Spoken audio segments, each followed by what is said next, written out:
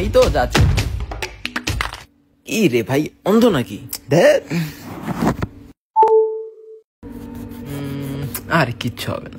তোমারও যদি বেশি বেশি ধাক্কা লাগে রোডে আমার মতো, দেন তোমার লাগবে একটা ultra bounce anti drop certified কিছু, যেটা দিয়ে চাইলে তুমি ফুটবলও খেলতে পারবা। ওয়েল, যদি পকেটে থাকে 15,000 টাকা থেকে 1 টাকা কম এন্ড প্ল্যান থেকে ক্যাজুয়াল ইউজের জন্য একটা ডিউরেবল ফোন, দেন Honor X6C তোমার জন্য বেস্ট।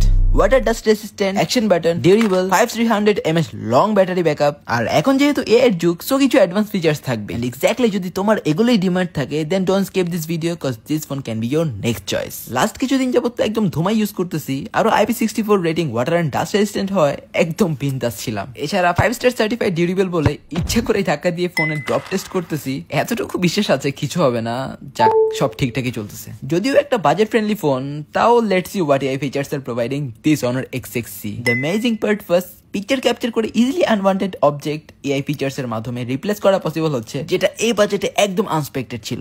ক্যামেরা লেন্স ছিল f1.850 megapixel with 1080p 30fps video capability, and there is also another advance feature, physical side action button, যেটা দিয়ে ইজিলি অ্যাপস কমান্ড করা যাচ্ছে। ব্যাকআপের কথা বলতে গেলে 5300 mAh with 35 fast charging support, backup easily একদিন যাবে। ওভারঅল পারফরমেন্সের কথা বলতে গেলে Honor used the Helio G81 Ultra processor with 120Hz refresh rate display, up to 8GB of RAM, 256GB of storage, and this is the unbreakable durable Honor X6